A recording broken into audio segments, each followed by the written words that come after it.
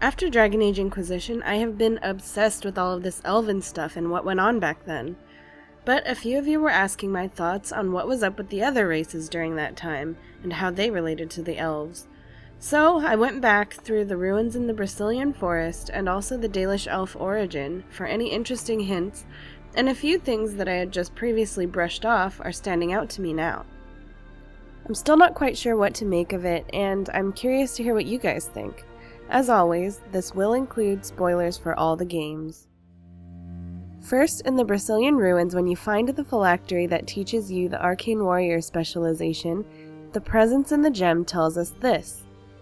The presence has no name it can remember. You get the sense of an elf, a mage in glittering silver armor. But this was long ago, remembered as if through a fog. What is this place? What happened here? The images that come are slow, as the presence must think back to a time it barely recalls at all. You see a place of serenity, where the eldest come to slumber and are visited by those who offer tribute to the gods on their behalf. The presence's memories of what happened there are uncertain. There are flashes of violence, of war, but it is all too long ago. None of it is clear. Was this a war with the humans? The presence remembers the humans. This was a time even after the humans had come. It was they who had built this place long before. Perhaps the war was with other humans. Perhaps it was with something else, something that killed both the humans and elves that were here. It is not clear. How did you end up in this gem? You see images of a great battle, elves and humans both screaming and attempting to flee from some terrible presence. What that presence was is blurry and lost to time. The presence fled the destruction by using the life gem, escaping its body. It was sure that someone would come to rescue it, but no one did. Not until now. Now this is really interesting to me on a few levels. First of all, this presence is an Arcane Warrior. We know from Solus that Arcane Warriors were elven elite bodyguards and champions for the nobles in the time of ancient Arlathan. Since the fall, the art has supposedly been pretty much lost, though we have seen a few here and there, as well as the new Knight Enchanter specialization being based off of it.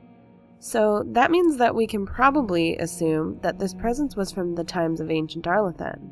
So that means this ruin dates to between the time of about 3100 ancient to 2850 ancient. I was always sort of under the impression that when the humans arrived in Thetas, the elves kept pretty much to themselves and were separated from the humans, but I'm not quite sure where I got that idea from. As I was editing this video, a few preview pages from the World of Thetas Volume 2 were released that kind of validates these suspicions I had. There's a section that implies that the humans of Tevinter discovered that the elves lived in the forests a few decades before -998 ancient, and their relations were tumultuous from the beginning. Human scouts would be sent into the forest never to return before all-out battles with them, thus leading to the fall of Arlathan. This is at least over 1,000 years after the World of Thetas Volume 1 says that elves withdrew from humans due to noticing the quickening. So to me, this could mean a number of things. 1. This was an error by the devs and the writers, which I somehow doubt.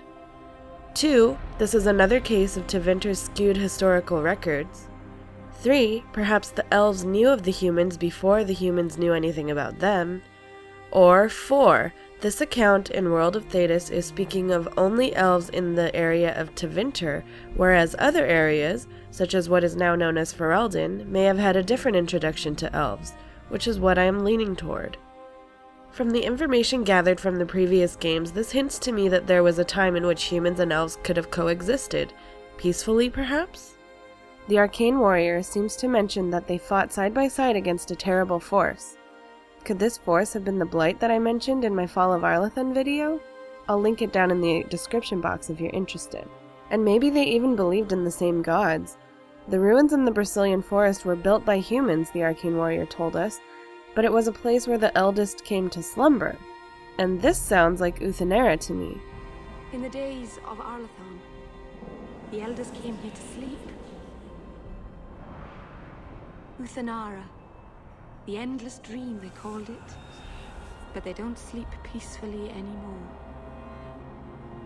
As far as I know, humans don't and never did enter into Uthenera, so why would this practice have been held in a human structure? If we trust the statues that we have seen in the Dalish camp in Origins, we know that the statues of the elven gods Selais, Andruil, Gillinan, and perhaps a carved head of Elgar'nan are also in these human ruins side by side with Tevinter statues.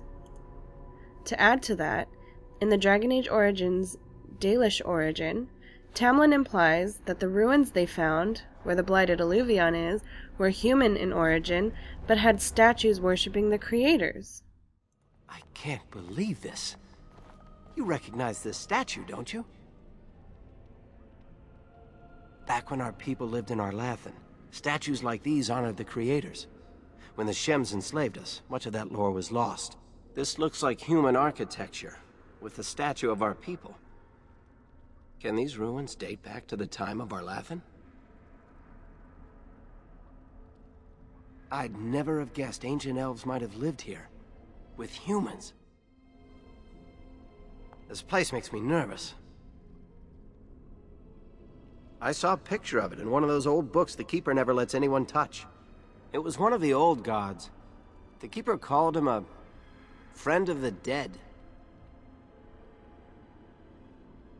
Yet, these are human ruins, remember? Why would they worship an elven god? He was a guide who took people across the Spirit Land to their final rest in the Beyond. But he wasn't an evil god, not like Fen'Harol, the Great Wolf. It doesn't seem right that a place so wrong would be his. There are even these same statues of Falun Din in the Temple of Sacred Ashes. So, to me, this kind of adds to the picture that perhaps there was a time in which humans and elves both honored the same gods. Or perhaps the elves overtook humans and forced them to worship their gods? I'm not sure.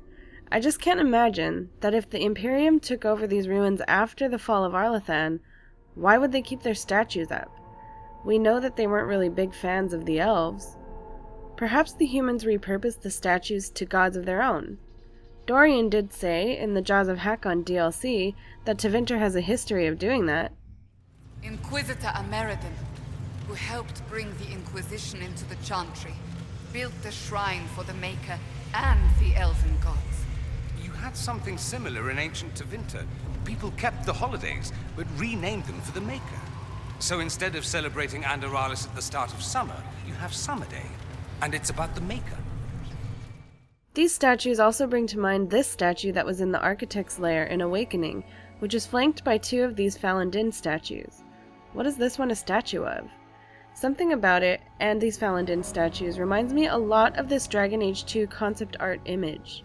I had originally assumed it was the architect with the hat and the long spindly fingers, but now I'm wondering, could it be an elven god?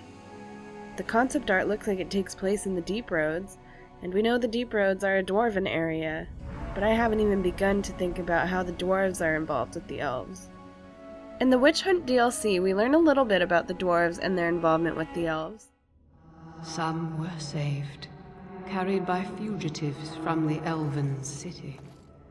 Their sorrow awoke the stone, and her children sheltered them.